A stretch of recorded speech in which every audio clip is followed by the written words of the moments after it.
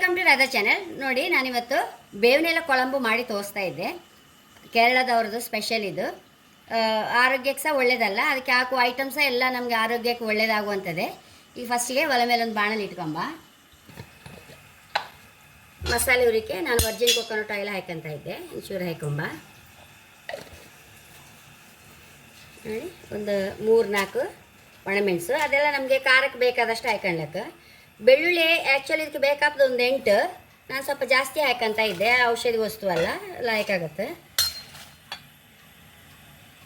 ಹಾಗೆ ಒಂದು 3 ಹಸಿಮೆಣಸು, ಸ್ವಲ್ಪ 1 ಇಂಚು ಶುಂಠಿ, ಬೇವಿನೆಲೆ ಸಹ 1 ಕಪ್ ಆಪಷ್ಟು ಬೇವಿನೆಲೆ, ಫ್ರೆಶ್ ಬೇವಿನೆಲೆ ಹಾಕಂತ ಇದ್ದೆ. ಇದನ್ನೊಂದು ಅದಾ ಬೆಂಕಿಯಲ್ಲಿ ಹುರ್ಕೊಂಬ ಒಂಚೂರು. ಹೀಗೆ ಒಂದು 2-3 ನಿಮಿಷ, ಹೆಚ್ಚು ಹುರಿಕಂತಿಲ್ಲ, ಒಂದು ಸ್ವಲ್ಪ ಬೇವಿನೆಲೆ ಬಾಡಿಸುವಷ್ಟು ಹುರ್ಕೊಂಡ್ರೆ ಸಾಕು. ಆಗಿದೆ ಇದೀಗ. ಇದನ್ನೀಗ ಮಿಕ್ಸಿಗೆ ಹಾಕೊಂಬ.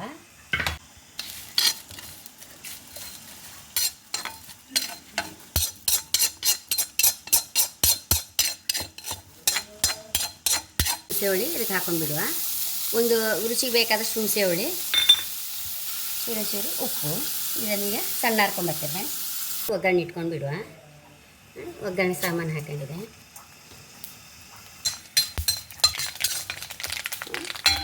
ಈರುಳ್ಳಿ ಹಾಕೊಂಬ.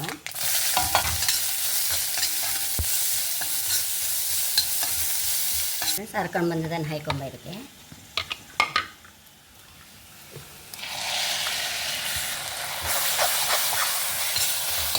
ಮಿಕ್ಸಿ ಎಲ್ಲ ಸಹ ತೊಳೆದು ಹಾಕೊಂಡ್ಬಿಡುವ.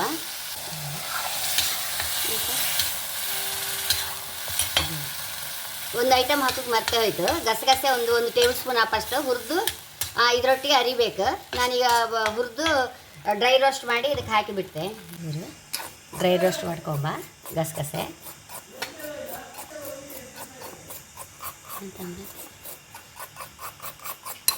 ಗಸಗಸೆ ಡ್ರೈ ರೋಸ್ಟ್ ಮಾಡಿ ಅರಿಬೇಕು. ಮತ್ತು 1 ಟೇಬಲ್ ಸ್ಪೂನ್ ಆಪಷ್ಟು ಕಾಯಿ, ಅದೆರಡು ಒಟ್ಟಿಗೆ ಅರ್ದು ಪುನಃ ಅದಕ್ಕೆ ಮಿಕ್ಸ್ ಮಾಡಿಬಿಡ್ತೆ. ಕಾಯಿ ಹಾಕೋಕ್ಕೂ ಮರ್ತೋಯ್ತು ನನಗೆ.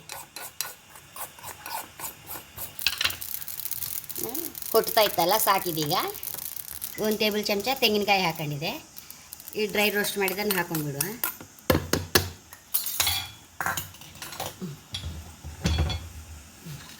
ಒಂಚೂರು ಬೆಲ್ಲ ಹಾಕೊಂಡಿದೆ. ನೋಡಿ, ತೆಂಗಿನಕಾಯಿ ಮತ್ತು ಗಸಗಸೆ ಹುರಿದದ್ದು ಮಿಕ್ಸಿಯಲ್ಲಿ ಹರ್ಕೊಂಬಂದೆ, ಅದನ್ನು ಹಾಕಂತ ಐತೆ. ಮತ್ತೊಂದು ಸ್ವಲ್ಪ ಹಾಕೊಂಡ್ಬಿಡುವ.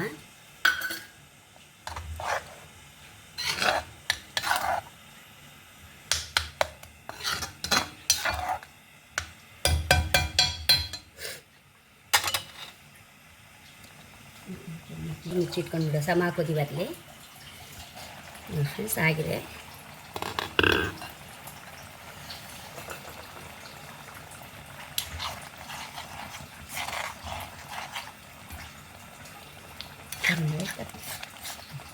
ಇದನ್ನೀಗ ಬೌಲಿಗೆ ಟ್ರಾನ್ಸ್ಫರ್ ಮಾಡುವ.